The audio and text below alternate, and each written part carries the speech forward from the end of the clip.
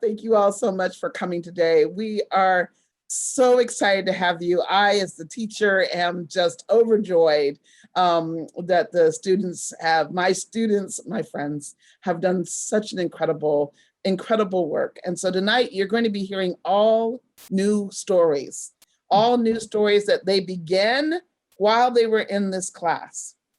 So it's very exciting that this is where we're going to be at today. And so folktales, fairy tales, and social justice. We're going to look at 3 different areas today about how to use Aesop's fables in various ways. Then we'll look at how we can modify a story, modify a folktale or fairy tale and use it to talk about issues. And then lastly, we'll look at how we can create our own fairy tales and then use those created fairy tales to talk about specific issues. So I hope that you will enjoy what we're going to have today. We're going to be we're going to end no later than 9 o'clock. There's an extra half hour in here for us. Of course, if you need to go, we understand that completely. We might do a little break. We'll see how we go, but you're at your house, hopefully, and not in a car or somewhere else. So you're allowed to get up and use the restroom whenever you like. You're also allowed to get up and eat and drink whenever you want. So just know that we are giving you permission for that. What I would like you to do is everybody please mute yourself. So if you're not certain where mute is, it's that microphone. Just make sure that microphone has a line over it. So I want everybody, including my class, except for the first person, to go ahead and mute yourself. And we'll keep ourselves muted as people are talking. Very good. But after people have spoken, if you'd like to unmute yourself for a quick minute to say, that was wonderful, you can, but please feel free to use the chat. If you bring the chat up, you can say hello to people and you can tell them what you're thinking and your thought process. If the chat bothers you while you're listening to a story, just simply click the chat off and you don't have to see it anymore. So don't encourage people to stop chatting, just you turn it off and that'll be the best way to do it. It is with great joy that I present to you this amazing class and the work that they have done. The first is going to be Melissa Hobbs. We're looking at Aesop's fables. We used Aesop's fables in lots of different ways in creating and modifying them so that they would have stories that are of a personal nature, but also can show things that are much broader and universal. Also, the stories themselves, the Aesop's fables, coming in as the actual fable itself, used to tell the story and give us an idea about different issues. And finally, how we do parallel stories along with our Aesop's fables in telling stories. Beginning with Melissa Hobbs and The Puppies Grow Up.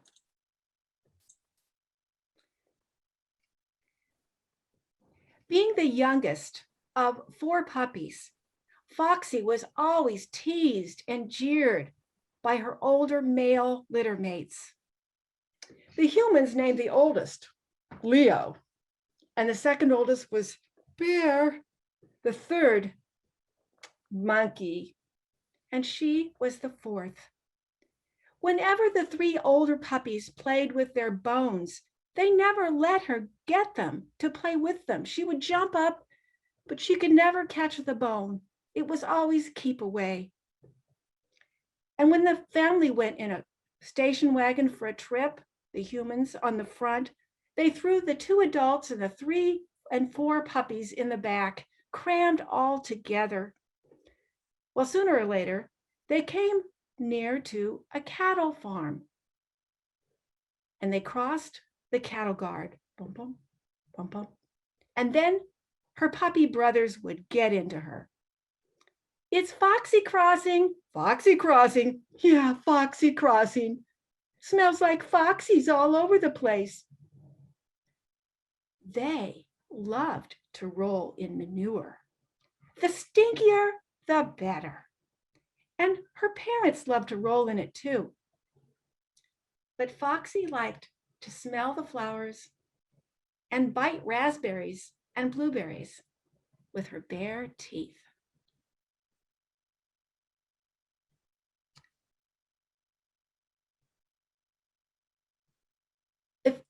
When they heard her whining and complaining, they continued to jeer her even more. And then she said, "Hey, straw, hey, straw," like she was a horse. She was just trying to get her way, a place for her in the puppy litter. And then they continued teasing her. "Yeah, that Foxy, she certainly smells up a car, doesn't she?" Well, Foxy decided to take matters in her own hands. So she began nipping them. And then from the front seat, the mother human pulled her neck chain. "Foxy, don't nip the other puppies." If those humans only knew dog language, they would know that they were bullying her or dogging her. But they didn't know dog. And her parents let the other puppies bully her too. Now she knew that she was a little different. She had legs that were shorter than their legs, and she was kind of fluffy around the middle. She didn't have long, straight hair. They called her a runt, the runt of the litter. So she knew she'd grow up to be small. But she had heard that she could get a special name if she became a mother dog with puppies. She could become a bitch, a true bitch, and she couldn't wait until she could take on those duties. Well, one evening, the humans were having their dinner and eating, but her puppy brothers were rolling around, biting and playing with each other. So the human mother decided to throw out some dog biscuits. 7. There were 6 dogs. She let the others jump in and get theirs, and she got her biscuit too.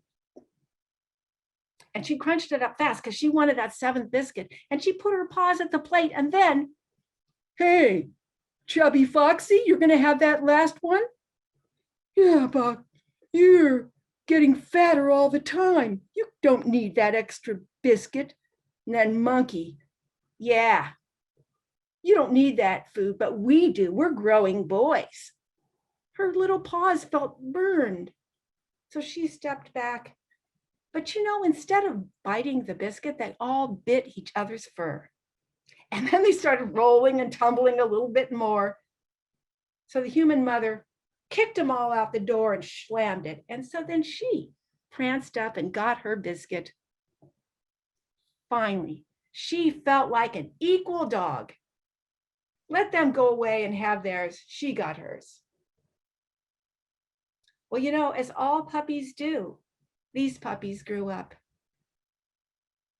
The oldest, Leo, got to be a geologist's best friend. He jumped around on the rocks as the geologist looked for minerals, and he picked up all the sandwich remains, in addition to his food at home. And then Bear, he didn't get much exercise except rolling around on a boat with the fishermen. And he got to eat as much fish as he could.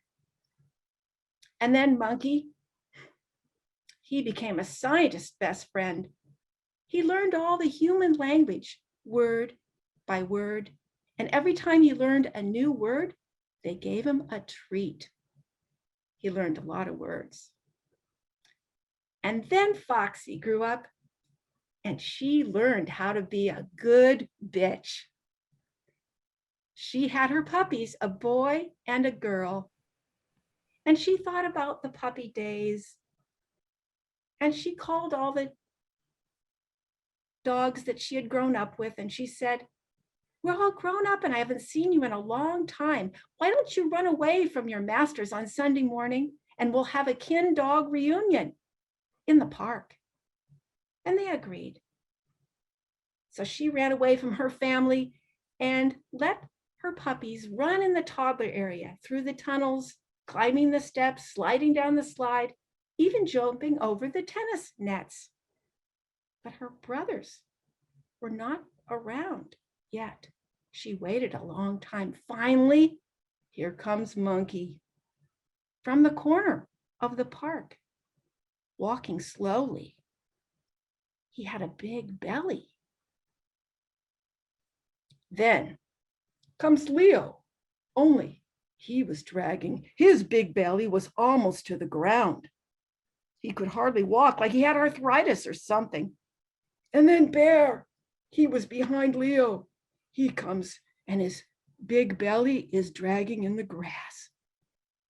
Finally, they all show up. Well, Foxy, you look like a dog in heat. How do you look so good? Because I have diabetes. Foxy, you never gained any extra weight? Look at me, I've got diabetes. Foxy, how did you stay so thin? Are you sick or something? I also have diabetes. She was very surprised to see her brothers in this condition. For when she was a child, they all told her that she would get fat. Only she didn't. And she thought to herself, the dog who barks last barks best. Roof, roof.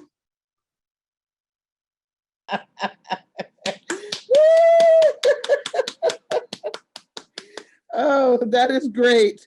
And I hope you were sufficiently surprised by that story, as I was when I was cracking up listening to it. And I saw lots of wonderful faces. Thank you, Melissa, for sharing that story and for being willing, volunteering to be first. It was the perfect first story. And just to let all of our attendees know, who knows what else you're going to hear during this time. Thank you again, Melissa. That was fantastic. Well, we're going to go from the California over to the Manhattan area and have Jean Hale tell us a little bit about the town mouse and the country mouse. Thank you, Sheila. One warm, sunny day, Country Mouse looked through the green fields in front of her and wondered what life was like beyond them. She could see a town in the distance and a tall tower that rose into the sky, and that at night was a light in the dark. I wonder what it's like to live there, she thought. In that very tower, at the same moment, Town Mouse was looking out the very window at the top of the tower, and he was looking out onto those lush fields, the trees, the fields in the distance. And she too wondered, what could life be like there? Later that afternoon, they both went to a sand field where they enjoyed playing. And by happenstance, they arrived at the same moment. Would you like to play with me? Oh, indeed I would. And the two mice, they scurried and hopped and jumped. Do you know that Country Mouse jumped 5 times the length of her body? And Town Mouse, a little less, about 4 lengths of his body.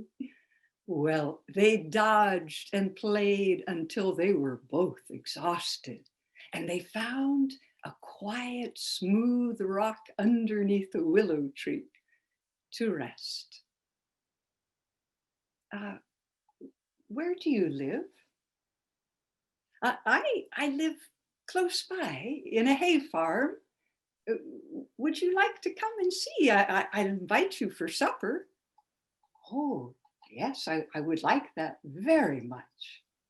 And off they went, through the fields, through the wheat, over the corn, until they reached the house. It was a small hay barn, and they went through a tiny door at the back. Country Mouse went to look for her best food so she could give that to her guests. She put acorns and nuts, and well, there was a few seeds. Oh, she said, I've been saving something. This will be just for you. And she took out a sweet potato. Now, truth be told, Town Mouse had never tasted a sweet potato, and he thought it was quite good indeed. Do you know, I'd like to show you my very favorite spot here in the country. I want to show you the bubbling brook where I get my water. It's sparkling water. It's clear water. I bet you never tasted anything like it in town. And they went together.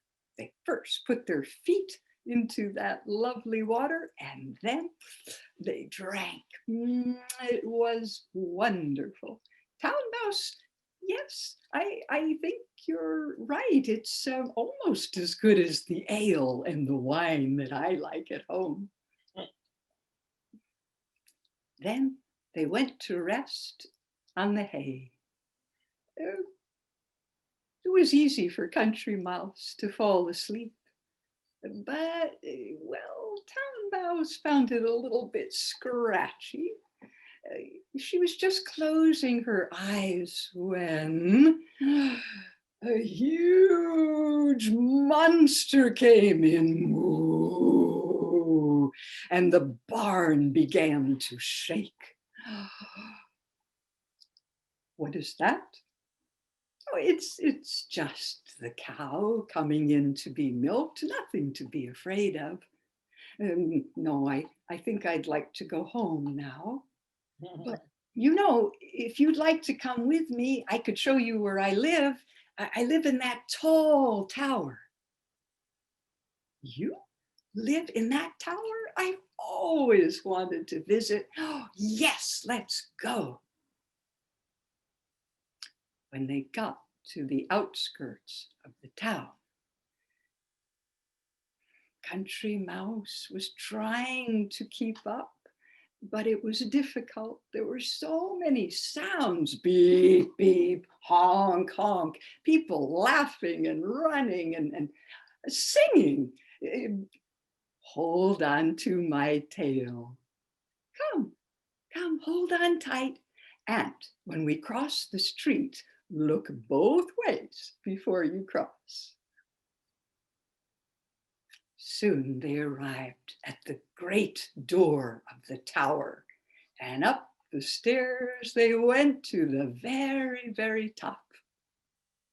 Now, we have to wait until the people leave the tower today, but then we will have a banquet. I can't wait to share my food with you. They waited. Soon the people left, and inside, on top of a lovely table with a beautiful blue tablecloth, there were, well, fresh bread, yes, and pastries, and, oh my heavens, good things to drink. There were nuts, yes. Cheddar cheese, I recognize that, but what are these other cheeses? Well, that one is Gorgonzola, and this one is fresh mozzarella, and I think you'll really like the Gruyere. Oh my, yes, yes, yes. Country Mouse devoured those cheeses. Oh, they were heavenly. And next to the cheese, there was a tall keg of ale with a little dish underneath. And both mice were able to drink. This is almost as good as the bubbly water from my stream. I see why you like it so much. And then they lay down on Town Mouse's beautiful crimson couch. It was just lovely with velvet cushions, and they were relaxing when the tower started to shake. Bong, bong, bong. Oh, what is that? And well, Country Mouse couldn't even wait to hear the answer. She was too frightened. She ran down those stairs. She ran and she tried to remember her way back. When she got to the sand field, she was happy because she knew her way home from there. Her new friend, Town Mouse, was sad to see her friend running away. She wished she could have told her there was nothing to be afraid of. It was just the bell in the clock telling time. She hoped to see her again. The following day, they both went back to the sand field. Oh, I'm so glad to see you. I'm sorry about last night and the bell and that it frightened you so. I want you to know how much I enjoyed going to your home yesterday and having a meal with you. And thank you for taking me to that beautiful stream with the bubbling water. I'll always remember that. I was afraid of that cow, yes, because it's just so unfamiliar to me. Mm-hmm. I do like where I live.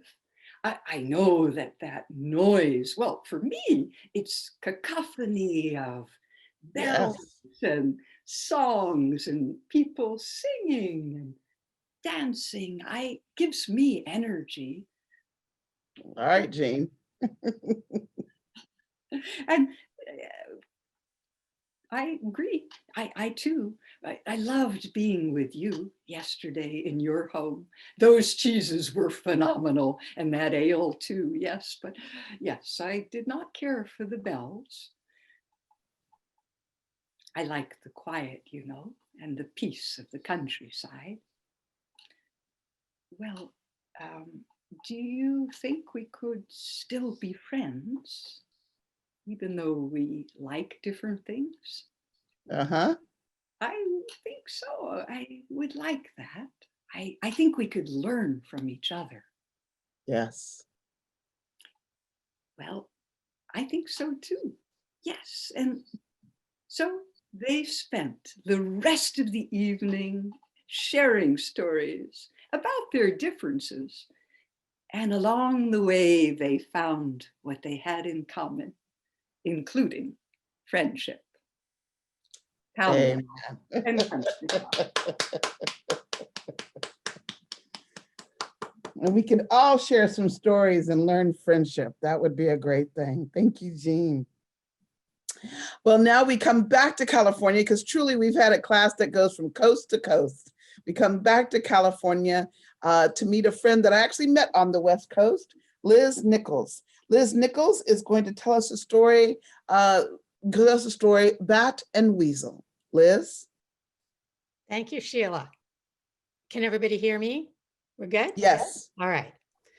Well, one day, a bat lost her grip on the tree in which she was roosting, and she crashed to the ground. She stumbled right into the nest of a weasel.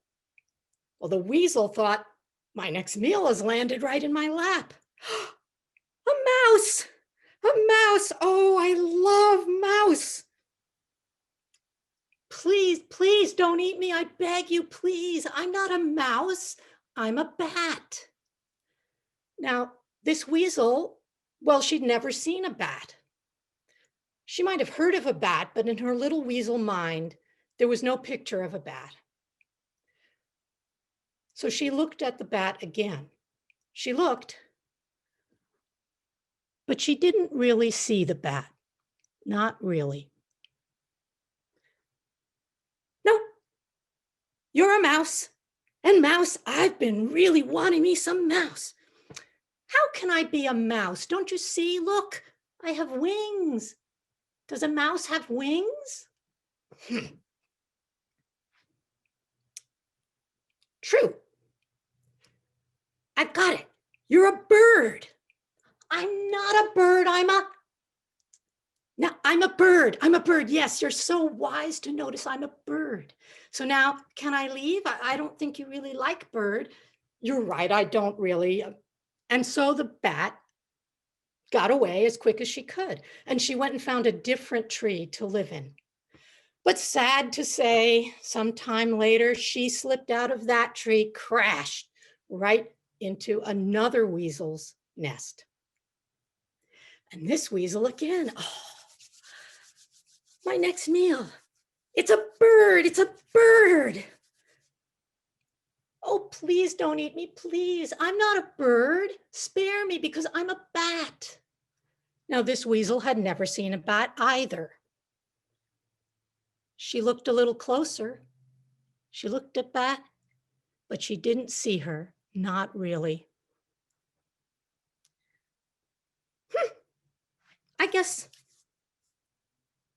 you're a mouse. That's it, you're a mouse. And you know what? I really don't care for mouse. I was counting on bird for my next meal. Oh, good, said Bat, then I may go, may I go? And Bat once again escaped because she was able to change her tune to fit the circumstances. Now, I had never heard that particular Aesop's fable, and maybe you haven't either. So now you know another one. But it made me think about something that had happened to me not so long ago. Kind of long ago, you see. Well, the doctor will see you now. The doctor will see you now. My friend Tommy and I were sitting in those orange plastic chairs in one of those sterile waiting rooms as other people were called up. Now, Tommy was a Japanese American student from Oberlin College. I was a student from New York. We were, both of us, part of a delegation of American students from all over the US and Japanese students from all over Japan. And it was the summer of 1976, our bicentennial year. And we were traveling on an amazing tour from one coast of the US to the other. We were part of the organizing host committee, Tommy and I, and so was our friend John. Now, John went to the University of Arizona. He was studying social work, and he'd been interning on the Navajo reservation in Window Rock, Arizona. And that's why we were sitting as the nurse called, "The doctor will see you now." The nurse from the US Bureau of Indian Affairs Health Clinic. Finally, she motioned Tommy to come up. And you know how it is, the first thing they do, without barely looking up, the nurse handed her one of those clipboards, you know, the brown kind with the pen attached, and it had that form on it, you know, the kind. Tommy had to put down her name, her date of birth, her address, and then towards the bottom, there were these two boxes that neither of us had ever seen before. Check boxes. The one on the left said white. The one on the right said Indian. Since Tommy didn't fit either of those categories, she just left that blank and she brought it back to the nurse. The nurse took it without looking up, looked it over, and shoved it back. "You forgot to fill out the bottom." Tommy said, I couldn't fill out that part. You see, I don't fit into one of those categories. Without looking up, the nurse said, "Look, everybody fills out one of those. Just fill it out." Tommy said, "Excuse me." The nurse looked up. She looked at Tommy, but she didn't really see her. Tommy was just trying to get looked at by a doctor before we went off on our next airplane, long bus ride, airplane ride. But this nurse She couldn't see that. She couldn't hear that. She said, look, if you can't check one of these boxes, we can't see you. Now, luckily for us, Tommy, who had been feeling really terrible, by the next morning, because we left, there was nothing to be done. By the next morning, she was feeling much better. We were all able to get on the plane and go to our next stop in Los Angeles, where we had another amazing visit. But what if she really had been sick? What if it had been something serious? What would she have done? What would I have done?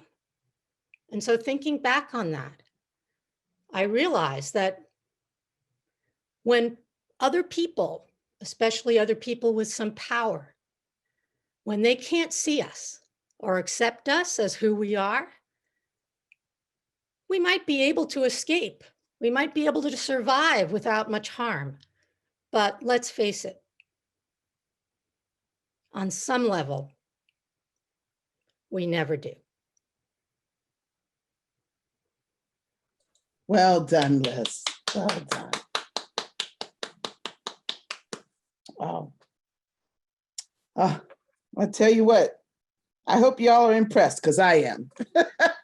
Wonderful stories, Liz. Well done. Our next wonderful teller is Naomi. And there we go. Naomi. And Naomi is a little newer to the world of folktales and fairy tales. So I am delighted for Naomi to share a little bit called Old Hounds. One of Aesop's fables tells the story of an old hound who was fierce and strong in his youth. He never yielded to any beast in the forest. In his old age, he was able to seize a boar, but not strong enough to hold him by his teeth because they were decayed. The boar escaped. His owner beat him. The hound looked up and said, "It was not my fault, master. My spirit was as good as ever, but I could not help my infirmities. I rather deserve to be praised for what I have been than to be blamed for what I am. I feel like an old hound myself sometimes. Less strength, but still motivated. I have known many old hounds. One hound in particular was Aunt Alice. She wasn't really my aunt.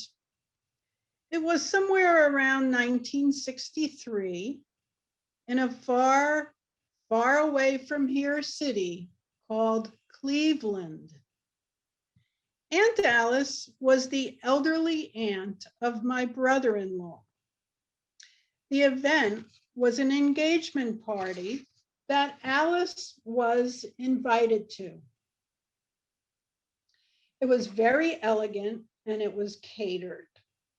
The ladies were so fashionable and their hair was coiffed. Alice stuck out like a sore thumb. Aside from looking very old, she was matronly and unstylish. She was introduced to the sheltered 15-year-old girl. Alice informed her that she would be sharing the back seat of a car with her on the drive from Cleveland back to New Jersey, 500 miles. The girl was horrified. It was bad enough to share 8 hours in the car with her annoying brother and her parents. Now she was going to have Alice stuffed next to her. Alice straddled the floor hump of the Chevy Impala.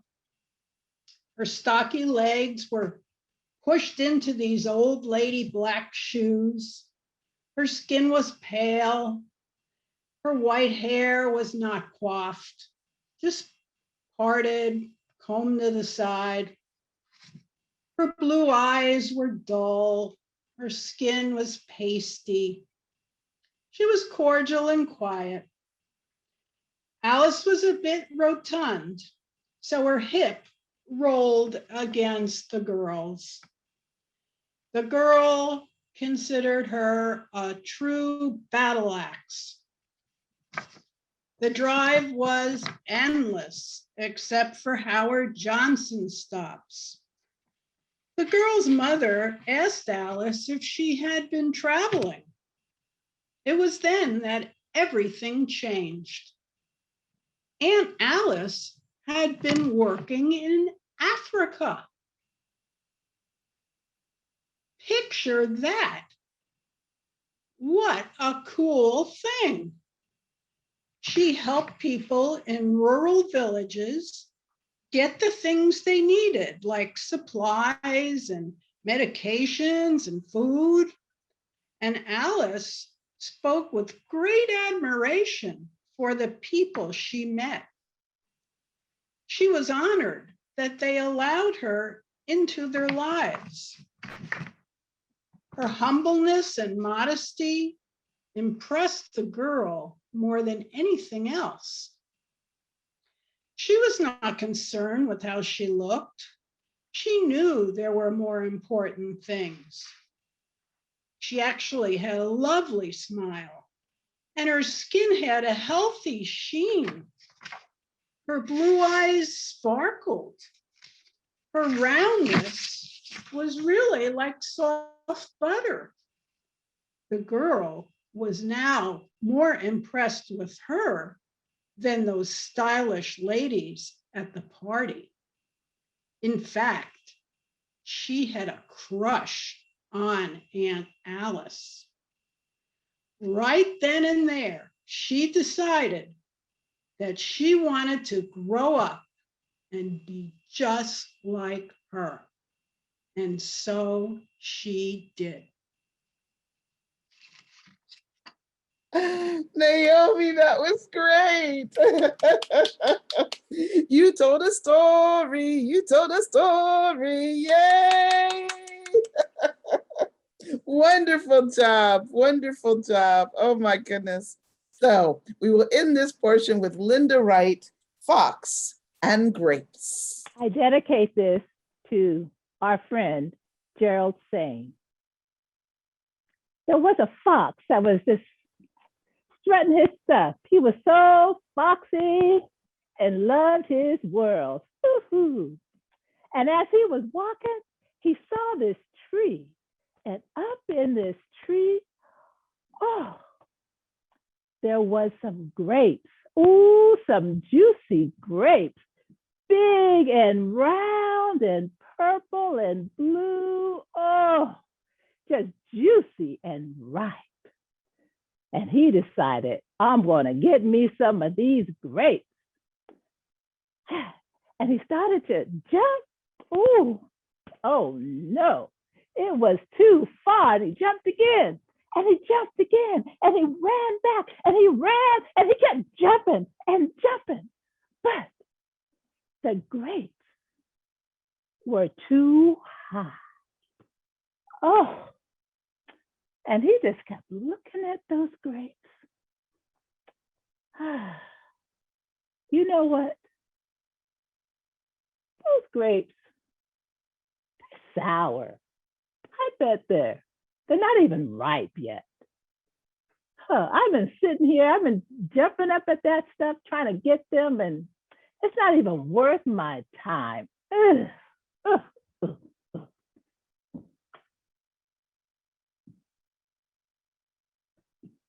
But last July, 2020, I saw on the news that all over our country, people were painting these gold letters in the middle of the street, in front of courthouses and city halls, and even the White House in Washington, D.C. And I decided I wanted to go find one of these and see it for myself. I drove over to Martinez, and that's where we like to get some of our barbecue. I got the barbecue, walked over to the street, and I didn't expect I'd have any particular kind of reaction, but I was amazed.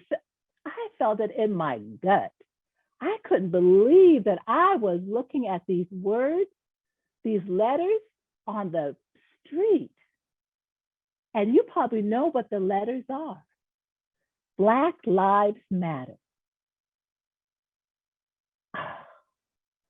I can't believe that here in our country, people are actually talking about my people and that we matter. And I was thinking about all the injustices that have been done, the suffering and the pain that my people have endured. And I particularly thought about my great-great-grandfather on my mother's side. Now, in 1840s, he was born in Philadelphia. He was born free, which means his mother was free. But when he was 8 years old, he and his mother were behind the house, and they were getting their eggs from the chicken coop and putting it in their basket with a long cane, a wagon down the alley. And there was white men in the alley. And they came and took Thomas Brooks, my great-great-great-grandfather, and they bound him and they gagged him, and he and his mother. And they put him in a cage in the back of that wagon and took him to a house and put them in the basement. And he was there, locked up, he and his mother, for many days. At some point, they took his mother away and they shipped him by steamboat down to Mississippi. This is the 1840s.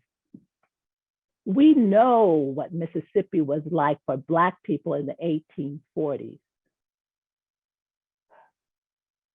Thomas was sold into slavery. And there was no person of privilege or power who was concerned about him and his Black life. All they wanted was to profit from him until he died. But Thomas Brooks lived, and in 1871, he went to the Jefferson County Registrar's office because he wanted to get married, legally married. He wanted a license. And that woman at that registrar office, or maybe it was a man, it was 1871, the period of Reconstruction in our country. And that man probably said to him, "What you want, boy? You want a what?"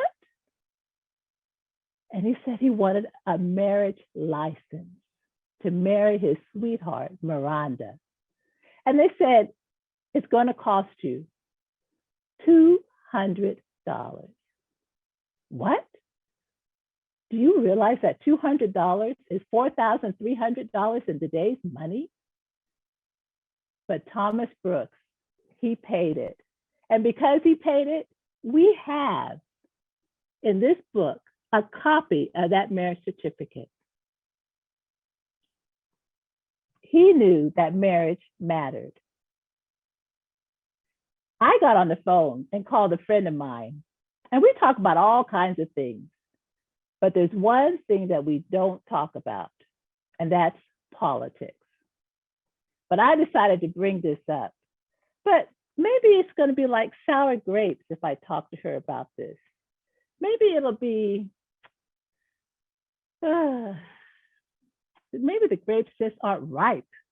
Now, maybe it's not worth my time to really talk to her about it. But as we were talking, I did bring it up and about being in Martinez. And, oh, did you know I saw that Black Lives Matter? And she said, "Oh, what? The Black Lives Matter? Don't you know who those people are about? Don't you know what that argument?" No. Excuse me. I'm trying to tell you. No, did you know? And this is, but no. And I finally had to shout. I'm trying to tell you about my feelings. I'm not talking about the organization. It's my feelings about what happened to me when I was in front of Martinez Courthouse and I saw that on the ground.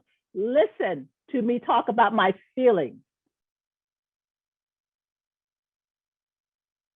I had never done that before. And I realized that I had taken that trunk of that tree that had that grapes up at the top, and I had climbed that trunk inch by inch by inch. And I grabbed hold of those grapes. And I realized that those grapes were really juicy and sweet after all. Yes, yes, yes. Wow. There sounds like there's a man in the background telling you how wonderful you are. That is great. That was lovely. He is absolutely right. Oh, fantastic, fantastic. Ah, man. I am so excited about what we've had so far. And we still have a few last stories to go. If you've been having a good time, go ahead and just shake your hands up in the air a little bit and let me, oh, Ellen Shapiro's been having a good time. I like that. And that's good. And Kathy Burrick is having a good time. I like that too. That is great. And let me see. Oh, Eleanor Levine and Eleanor Clement. Jack is having a good time. You know, any man with Jack at a folktale thing, he's got to have a good time. And Melissa and Jean and Sarah, oh, such a wonderful time. So I am having a great time, and Lois is as well. Well, we are going to go to our next section. And our next section, one of the things that we talked about in our class was taking folk tales or fairy tales and modifying them so that they're dealing with just different topics, up-to-date topics. And so we'll begin with Marian Ferrante doing The Silent Witness.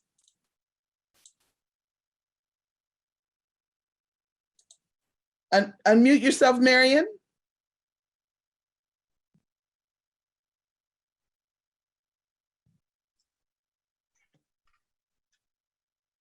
This is an Iranian folktale adapted, entitled The Silent Witness. Long ago, there was a poor man. He had been on a long journey and was now headed home. It was time to make a rest. He dismounted his horse, and when he did, his robe tore just a bit more. Why, the threads were worn and tattered, but it was all he had. He fetched his lunch, tied up his horse to that tree, but went yonder to sit and enjoy his lunch. Very soon, a wise man with his son rode up on mighty fine horses. I don't know about wise, but rich he was. Oh, he knew because when they dismounted their horses, the silken fabric of the robes just slid across the backs of the horses. And they began to tie they began to tie their horses at the same tree where the poor man had. But the poor man spoke up. Oh, wait, sir, wait. Do not tie your horse on that same tree as where mine is, for my horse is mean. He's been known to kill other animals. Do not tie him there. The rich man felt indignant. Why? Who are you to tell me what to do? You?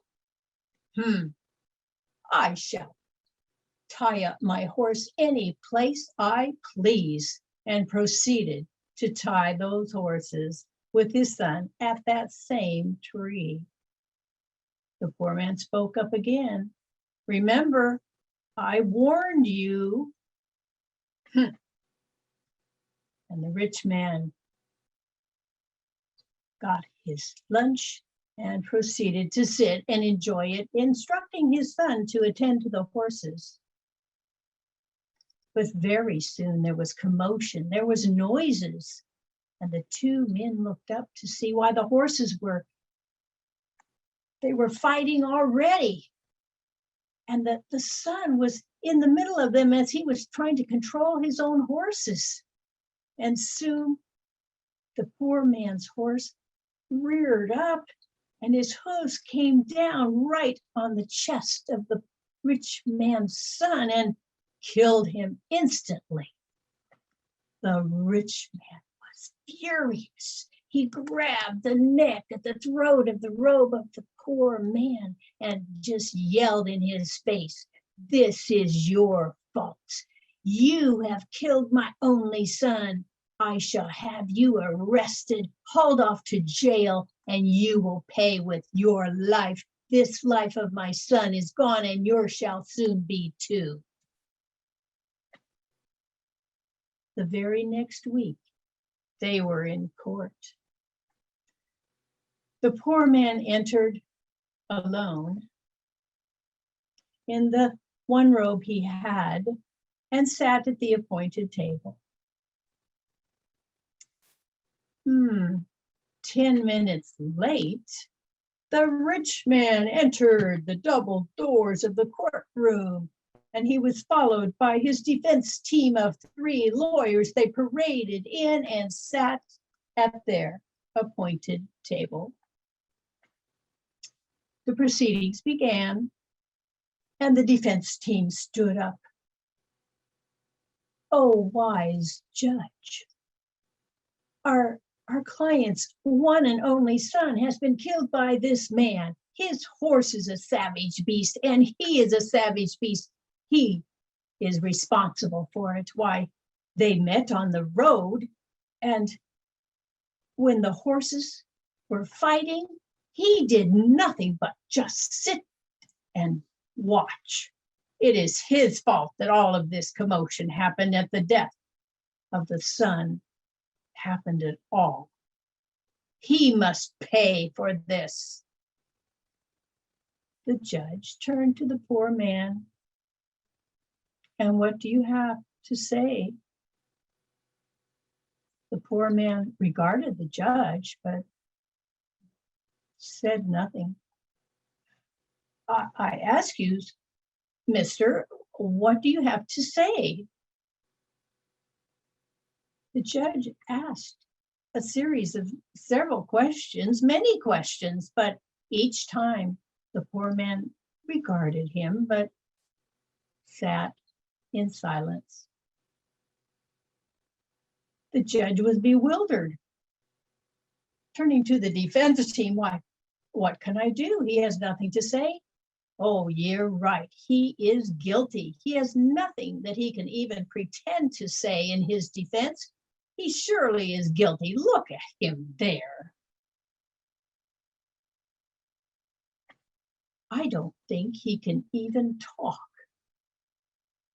And against the advice of the defense team, the rich man blurted out, "Yes, he can talk. He talked on the road. When we met there, he talked." "He does? Why, what did he say?"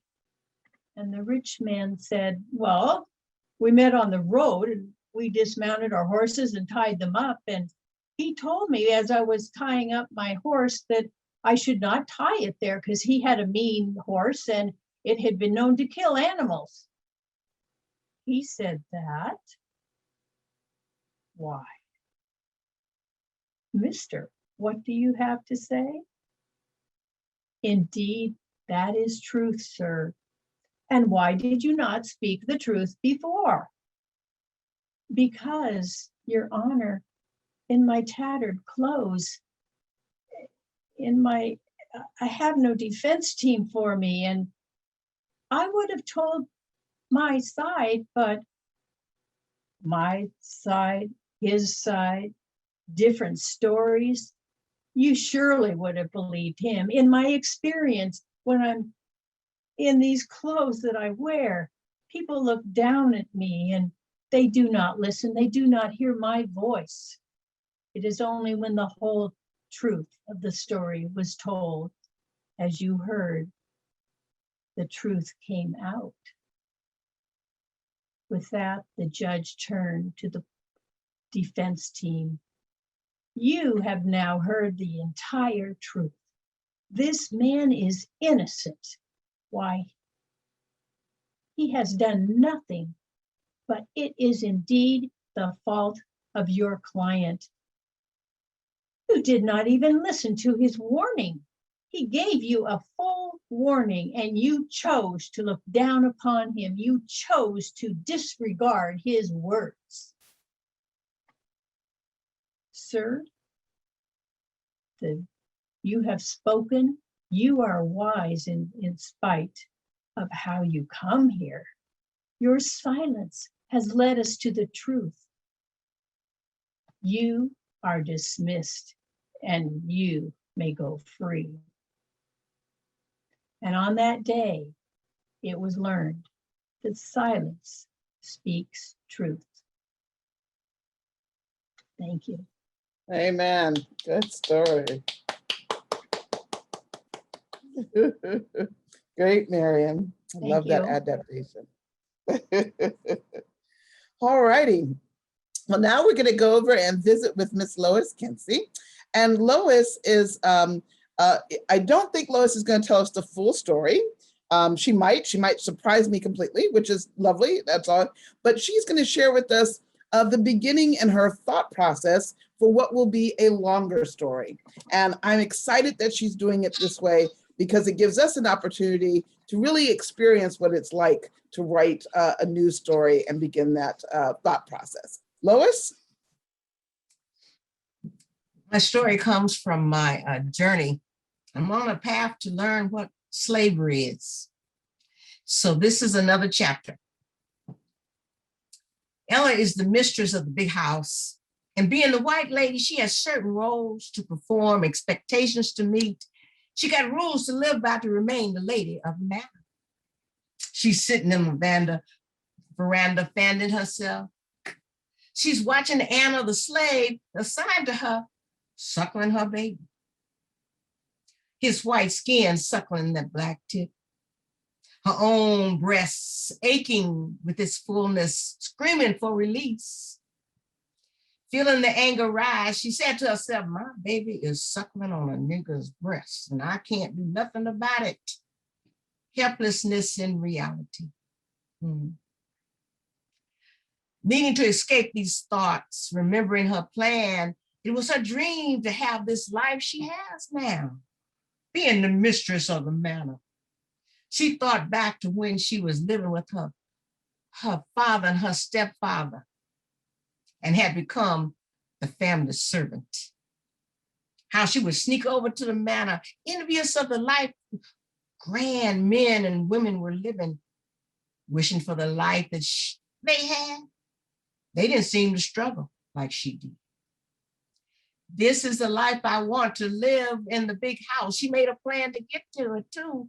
She set her sights on the son of the plantation's master. When she was young, her mother told her about the kind of magic within women to get a man. For only by being married was she sure to be taken care of. Watching her mother use this magic, she learned.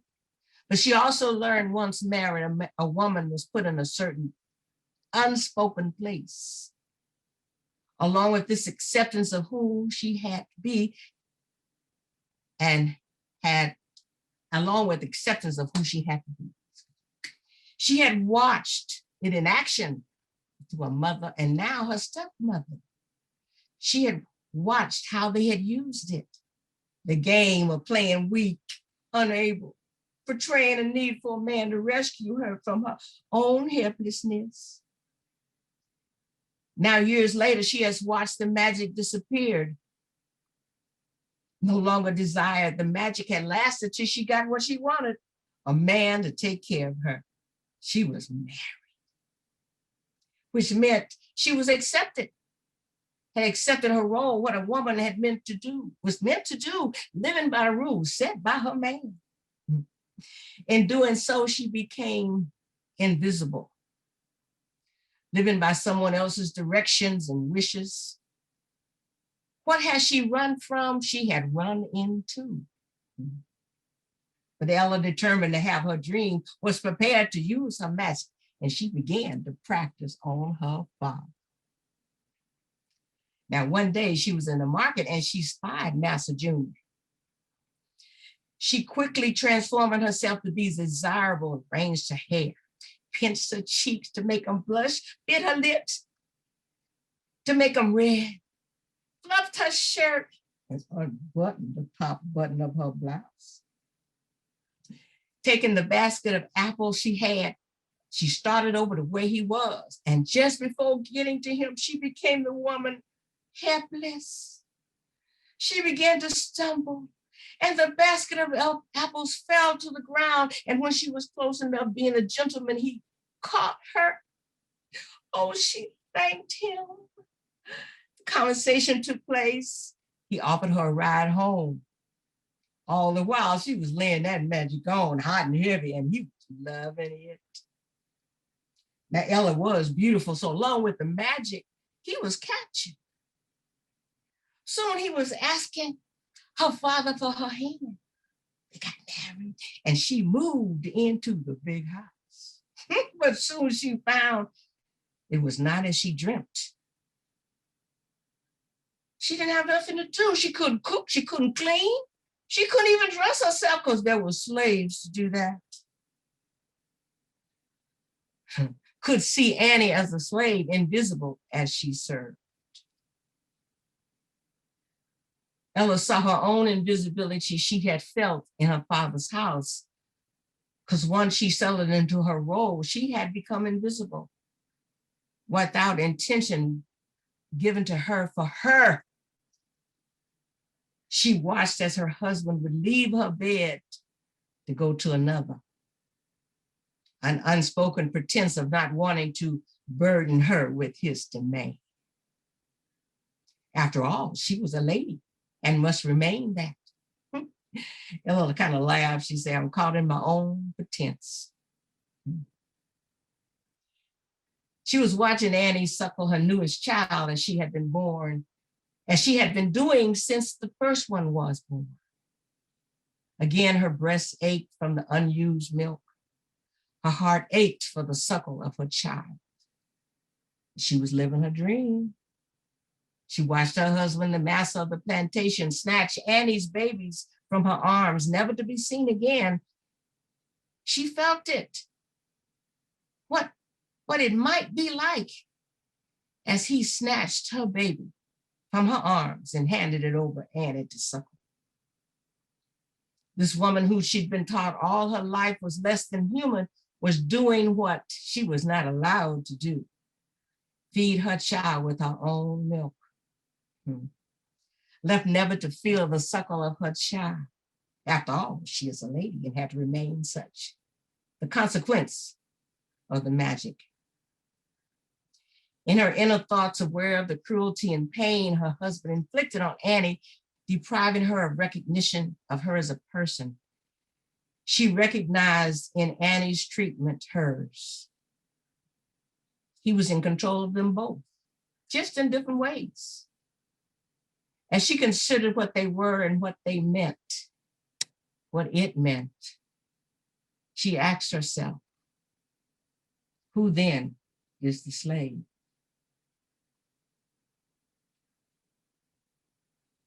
That was brilliant, Lois. Just brilliant. And I know that you might be working some more on that story, but you got a story right there. It is just brilliant. Thank you so much. And for those who may not recognize it, I'm gonna let Lois's secret out the bag. She was thinking about that magic that comes in somebody like maybe Cinderella and what happens after the magic is gone. So I love Lois being able to think way beyond the story. Isn't that amazing? Isn't that amazing? So thank you so much. Wow, wow. Incredible. I love it. We usually at this point in time, I would, Brother Ben, is it Tucker? Is his last name Tucker? I got the wrong last name. Okay, Brother Ben Tucker. He's celebrating his birthday today, so he's not with us. And so he sent us a recording of his, an audio recording. But because of our timing tonight, I'm gonna see if we can do that. If we do it, we'll do it at the end. We'll show it at the end. And if we can't do it, just the class will be able to hear it when we meet together. So, because I wanna make sure that you hear these next three tellers for sure, because they've worked so very hard. Our next teller, again, using that adapting a storyteller, is Eleanor Clement Glass, and she will be sharing They Cinder.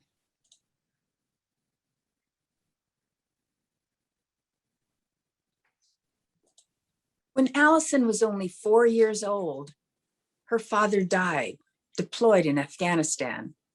She lived now with her mother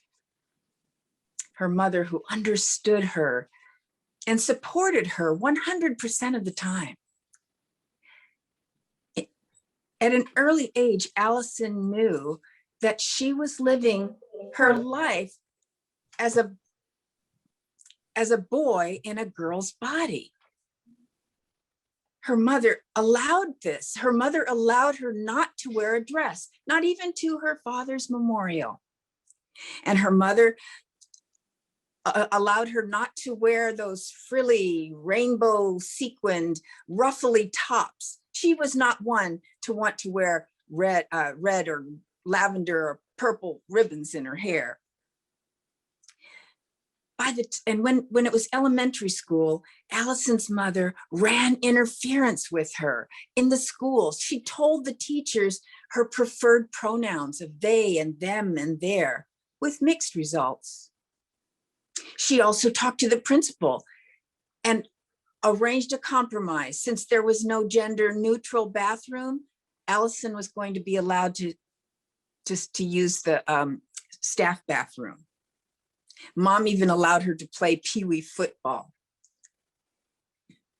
Well, Al insisted that everyone call her Al, and she was starting to feel just the way she wanted to as a boy. She started to feel like, I can do things as a boy. But then came the pandemic. Her mother contracted COVID-19 from a coworker, and she died. Child Protective Services took Allison and put her in a foster home. Now, the foster parents already were fostering 2 boys, but they really had wanted to foster a girl. But then she was amazing. The foster mother was appalled and shocked that Allison did not want to be a girl. This was amazing. This was not the way it was supposed to be. And she wanted to be called Al, a boy's name. Well, this, them and they and their, and that was flat out not happening. This is ridiculous, the foster parents thought. And they determined, we have to help this poor, confused girl. So Allison was allowed to wear her red and purple rugby shirt that she loved. She loved it a size 2X because she wanted it to hang down over her khaki cargo pants. That had been her uniform. And she loved to wear her pair of Doc Martens boots that had red and orange and yellow flames on the sides of them. Her mother had given it to them on their 12th birthday. But the foster mother insisted that she wear dresses to church, of course. And both of them kept repeating to her, you are a girl. So act like a girl, act feminine. And they only provided feminine clothes for Allison. Well, once the summer came, the parents told Allison she needed to wear her hair long because she had had it cut short. And as she grew it, her foster brothers, they kept trying to understand Al, because they called her Al when the foster parents weren't around. So come high school, foster mother prepared Al's long hair into beautiful ringlets. She bought her a bright yellow dress with matching sandals, to make a good impression on the first day of school. But as soon as that school bus pulled away, Al grabbed his rubber band and he put his hair back in a loose back bun, and he took out and they took out their boots from the backpack where they were stowed and threw away the sandals. Well, the foster parents really disapproved of Allison, who wanted to play football or wrestling or basketball, clearly boys' sports. They told her, you need to try out for cheerleader if you want to do that. Well, both foster brothers were going out for football, and Allison was going out for cheerleader. The brothers, who were feeling a little protective, they watched her and they saw how miserable they looked, and they nudged each other. And the two of them decided they were going to go talk to Coach. Now, Coach came and he watched the cheerleading tryouts. He saw that they didn't have any smile on their face, but boy, were they athletic, and they could kick.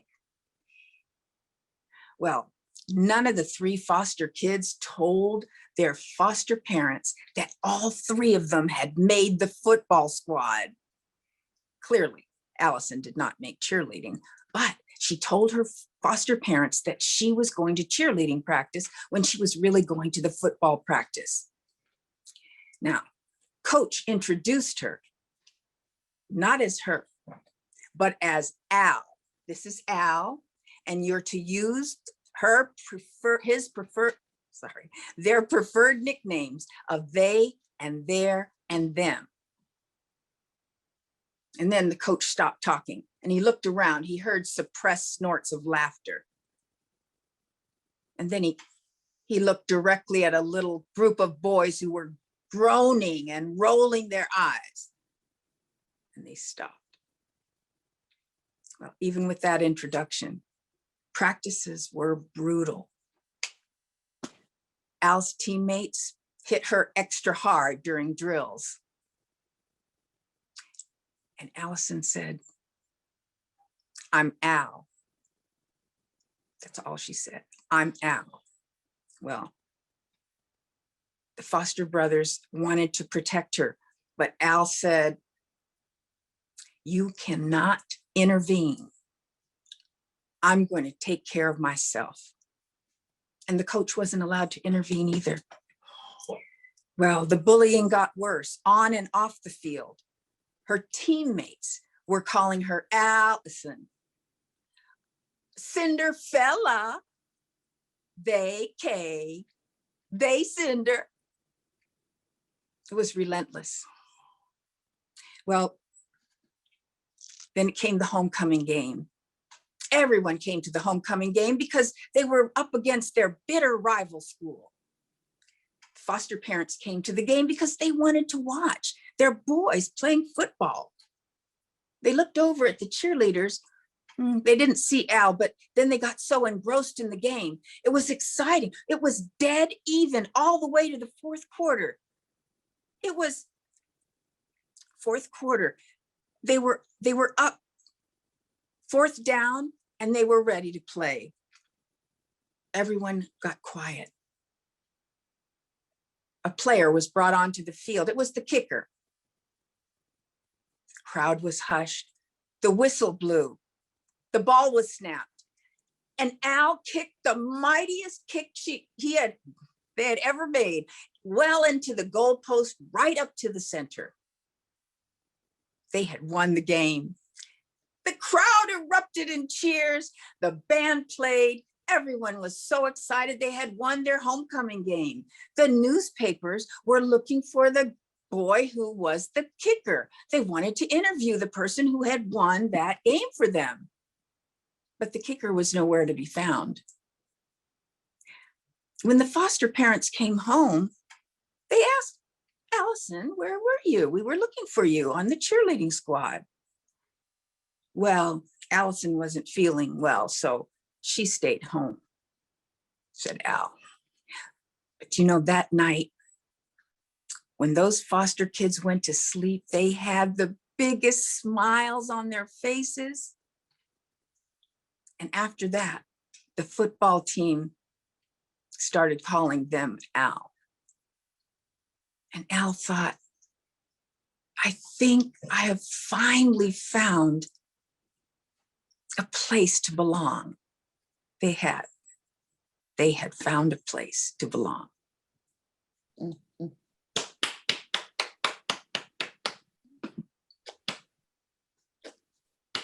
Such a needed story. Thank you, Eleanor. Wonderful again. Whew, wow. These stories are just amazing. And the creativity and the depth of them are just, wow. And the dog liked it too. And we're glad the dog liked it as well. He whimpered at the right point. So that is great. I love it. Well, we're going to go to our last section, and our last section was to create a fairy tale and have that fairy tale deal with an issue all by itself, but you're literally creating a fairy tale. A king, a queen, a kid, and a problem. That's pretty much what it is. And so we'll have our last two tellers will share their fairy tales that will be sharing their fairy tales, and I am certain you'll get what they're trying to change and say. First, we'll begin with John Richardson.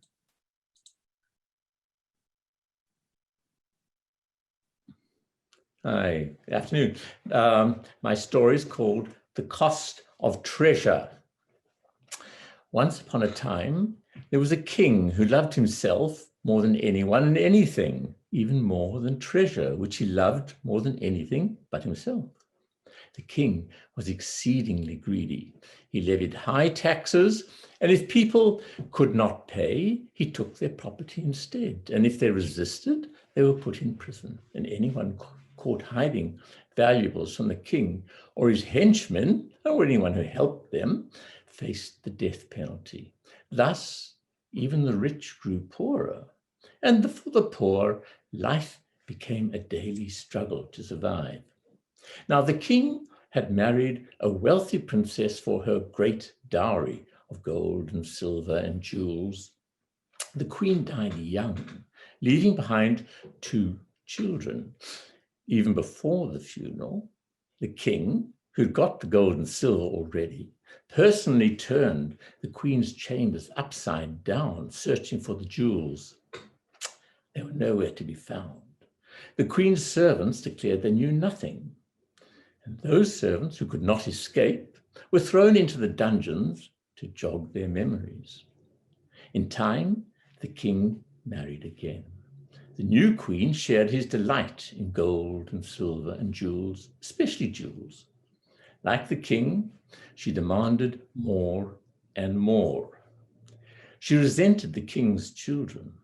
They cost money to feed and clothe and contributed nothing to the royal coffers. She convinced the king that his children should be put to the test to prove that they did indeed have the ability to look after themselves. The children were told they were going on a grand picnic in the forest. Excuse me. Servants accompanied them, laid out the rugs and the cushions, served the children's favorite food and drinks, played their favorite games with them. And when the children grew tired and lay down to rest, they made them comfortable. And when the children fell asleep, they simply packed up and left, returned to the castle. On waking, the children discovered they were alone. They realized they would have to fend for themselves, but the first thing was to find a spot to spend the night. After walking a while, they saw a light in the forest, and it came from a small, weathered hut under large trees on the edge of a clearing. The little girl went up and knocked timidly, and then knocked again, a little more forcefully, and then a third time, properly. An old woman opened the door and immediately invited them in. They had to be lost, for what else would children be doing in the forest at night? The old woman cared for the children as her own, looked after them and taught them the ways and wisdoms of the forest. The children in turn helped her in the house, in her garden, in the vegetable patch, and learned the ways and wisdom of the forest. In time, new life of kindness and love in nature obscured old memories. The years passed. One day, a royal guardsman, seeking refuge from the king's anger in the forest, chanced upon them and brought news of the outside world. The king's misrule had brought ruin upon the country. Taxes were oppressive. There was no work. People could afford only the bare necessities, if that. Hunger and disease stalked the country. Even the queen got sick and died.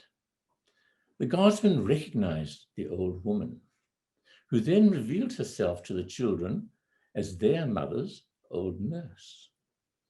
Aware of the king's greed, the young queen had given her jewels to her nurse in safekeeping.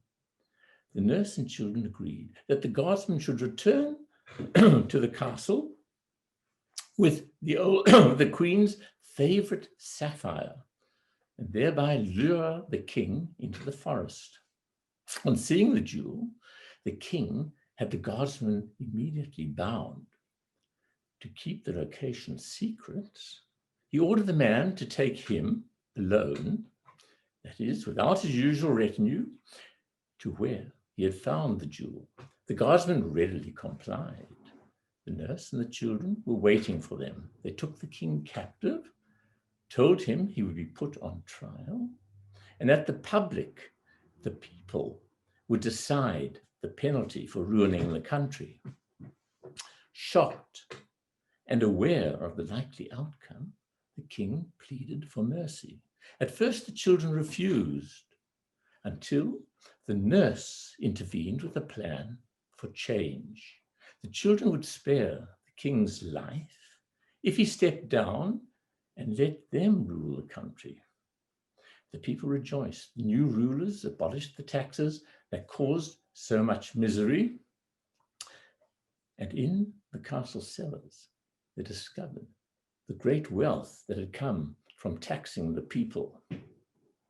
After thinking long and hard, they came up with a plan to return the treasure to the people in a way that would preserve life, a national safety net to help people when they were in need.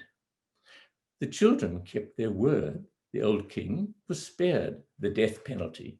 And not only the old king, the young rulers abolished the death penalty completely and without exception. And henceforth, with security and justice restored, the country lived happily and at peace with itself for as long as we know. Thank you.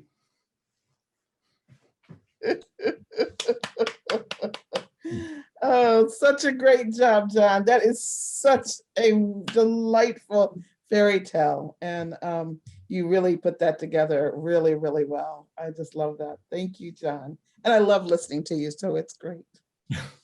Well, we are to our last, but you know, in my class, we just save the best for last. And so we are, as a class, we are super excited about Eleanor Levine telling this story. She hasn't told many stories out loud, but we all just love this story. King Leroy and Aaliyah. Prepare yourselves for joy. I'm going to read this because I'm not much of a performer, so bear with me. King Leroy lived in a simple house atop a small hill with his daughter, Aaliyah. The king and his daughter, who were kind and generous, were loved by all. What made Aaliyah special were the delicious cakes that she baked. People came from near and far to sample them and to ask for her recipes. But no one could ever bake the cakes as tasty as hers. No one, not even Aaliyah, could figure out why that was true. One day, a man named Naim selling a little of this and a little of that, came to King Leroy's house asking to taste Aaliyah's chocolate velvet raspberry cream 3-layered cake. She gave him a big piece that he ate carefully in order to identify its ingredients. Afterward, he asked to watch her bake that same cake, but no matter how many times he watched her do it, his cakes were never as tasty. One day, after trying and trying, he decided it must be something about Aaliyah that made her cake so special. He hatched a plan. He gave her a magic potion that made her look like him and one that made him look like her. No one, not even her father, could tell that Naim had switched places with Aaliyah. With his new identity, Naim, the imposter, got to work baking. Lo and behold, his cakes were as good as Aaliyah's. He thought, if my cakes are that good, I can sell them and make a lot of money. Once neighbors got word that the cakes were for sale, the imposter made fists full of money. When King Leroy asked what the imposter was going to do with the money earned, the imposter lied, saying, "I'm saving it until I have enough to build a playground in every neighborhood." The king was very proud. Meanwhile, real Aaliyah knew the imposter was fooling everybody. She overheard him tell his friends, who knew all about the switched identities, that he planned to buy enough weapons to overthrow King Leroy and make himself king. The real Aaliyah was beside herself with worry, knowing no one would believe her. The real Aaliyah tried telling King Leroy, but the king rejected her accusations. The king said she was just trying to get his daughter in trouble and was trying to turn the king against her. As Naim the imposter got richer and richer, the real Aaliyah became more desperate. She knew the imposter had made enough money to build an army, overthrow the king, and install himself. The imposter grew worried about the real Aaliyah's accusations. He went to the king and lied, declaring it was the real Aaliyah who planned an insurrection to claim the kingdom for herself. Tricked by the imposter, the king commanded the real Aaliyah imprisoned and tried for treason. No matter how hard the real Aaliyah argued her case before the king, no matter how hard she tried to tell him things that none other than a real daughter would know, the king continued to believe the imposter. In fact, he became so enraged at the real Aaliyah's attempts to discredit the imposter, he ordered her execution.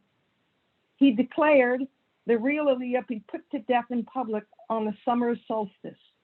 The real Aaliyah was beside herself with grief, not only for her real life, but for that of her father and all those who lived in her country.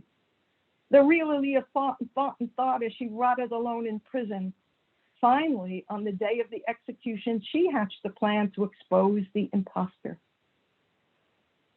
Being a thoughtful man, the king agreed to allow the real Aaliyah one last chance to prove herself. "What's your plan?" King Aaliyah asked. King Leroy asked, sorry. The real Aaliyah replied, "I will bake you the secret cake my dear mother, who died a long, long, long time ago, taught me to bake. As you know, I never baked it after her death because it made us so sad." Let's see, where am I? "Let us both, the imposter and me, bake that cake. We will let the imposter decide which of the two kitchens he prefers. We'll each bake in private so neither of us can see the other, and will thereby learn who is the real Aaliyah." The king agreed, but since his wife died a long, long, long time ago, he wasn't so sure about this special cake. However, he was sure he'd know it when he tasted it. King Leroy required the real Aaliyah and the alleged imposter agree to the challenge, saying, "What harm can this do to expose which of you is the wretched liar?" Alas, the imposter had to agree. On contest day, the real Aaliyah and Naim the imposter went to different kitchens. The windows were covered so none could see in or out. The king took away their cell phones and other electronic devices. They were isolated. The imposter, anticipating his downfall, had instructed his friends to begin the uprising if the king went ahead with the baking contest. They would overthrow the king ASAP and to install him on the throne. When his friends rushed to collect the weapons, the king's protectors were standing by. The king, who was no fool, had anticipated that something unexpected would happen. He had ordered a search for the weapon stash, which he found, but he still did not know to whom it belonged. He ordered the stash moved to an unknown location. At that point, Naim was exposed as the real imposter, and his daughter was vindicated. King Leroy was horrified at the thought that he'd almost, by a very thin thread, by almost a fraction of a nanosecond, executed his own daughter. King Leroy made a deal with Naim, the imposter. If you break the spell and restore my daughter and change yourself back into the wretched person that you are, I will grant you and your friends your lives. But there will be conditions. The conditions mandated that Naim, the imposter, would appear before a council of peers, negotiate the terms of forgiveness and healing, so he and his friends would never do anything like this again. Do you agree? Asked King Leroy, and of course they agreed. Thus, Naim the imposter, along with his friends, consented to this healing process. King Leroy was very curious. He said, "Daughter, remind me about the secret cake, the secret recipe your mother had entrusted to you."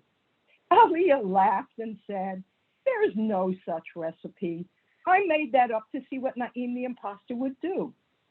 Also, I knew you'd grant my request because you so loved my mother." The king realized more than ever how very clever was his daughter. As for the king, he set about making sure that no person, innocent or guilty, would ever be executed. He issued a proclamation ending the death penalty, putting into law that the prospect of executing an innocent person or even a guilty person far outweighed any possible reasons to impose a death penalty. Because he was a wise king, and because his daughter demanded it, he added, upon reflection, that he too would alter his way of thinking. Aliyah insisted that the king add to his proclamation, "The taking of a life never justifies the taking of another life. If you consider killing someone a just punishment, then it tells others that killing is acceptable." The king, realizing his daughter was right, and that he had let his emotions take charge of his humanity, agreed. And from that day forward, the death penalty was outlawed in this country. Forevermore, those charged with criminal benefit would be subject to a system based on reparative justice, not punishment. The end. Brilliant, brilliant, brilliant. I ask everyone to please unmute and give our amazing storytellers their due, because they have certainly given us such a wide variety of stories. So unmute and Hey! Woo! Yeah! All right! Yeah!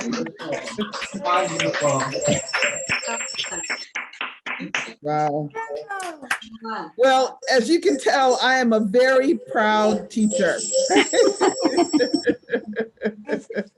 And I'm a very proud teacher. I love the work that they have done and have put together. As you can tell, we have the opportunity to talk about universal things, whether they are personal or not. They often are very universal. And then also about various ways of looking at how we can use stories to share about the death penalty, about being invisible, about what happens in our country, and finding ways to share those stories. I hope you enjoyed that.